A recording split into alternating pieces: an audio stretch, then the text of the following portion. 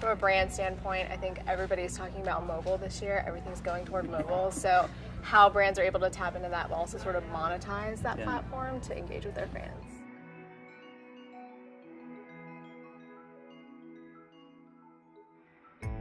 When Tara first approached me from PHD and said she's meeting with this group, this young group, I was bloody intrigued for two reasons. One, I get a chance to speak to you a lot in a situation like this, which is really good for me.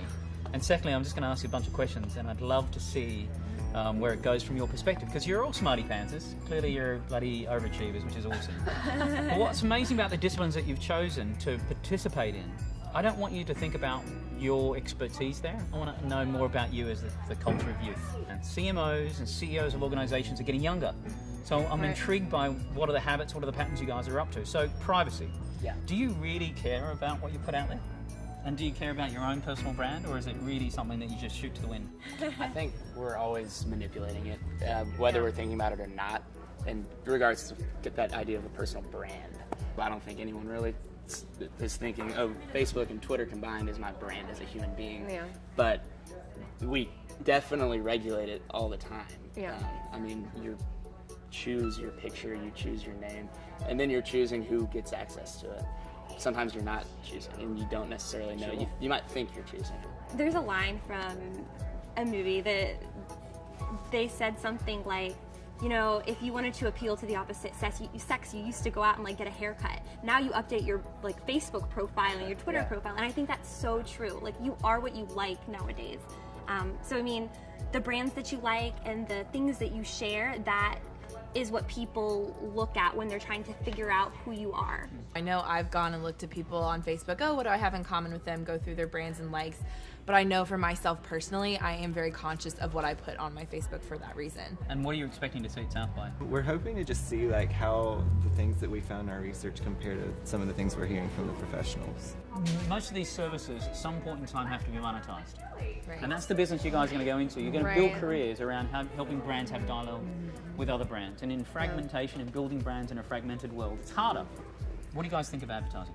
Something we heard yesterday was that people don't dislike advertising, they dislike bad advertising. Okay. Yeah. And that definitely stuck with me. I mean, I like to be advertised to if it's going to help me.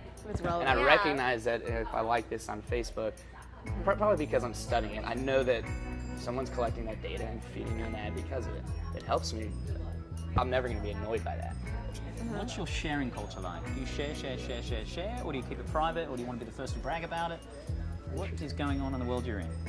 I would say I never share stuff. Every once in a while I'll stumble across an article that I think is relevant to kind of my major and my field, and then I will tweet it out. But other than that, I feel no need to share an article unless it's a BuzzFeed article, which, if you really think about it, is that really relevant, groundbreaking content worth sharing? It probably isn't. I don't really post anything on my newsfeed. If I see something that I think someone will like, I'll direct message it to them. I don't feel the need to share it to everybody. I share YouTube and articles to people's walls mostly. Yeah, I never share anything personally, but I would say I've seen sort of a shift between people sharing like among their groups of friends, so sort of like these communities of people that share a common interest, because I'm not going to share something on my entire feed per se, but if I have a friend that I feel like it's relevant to something they're interested in, I'll share it.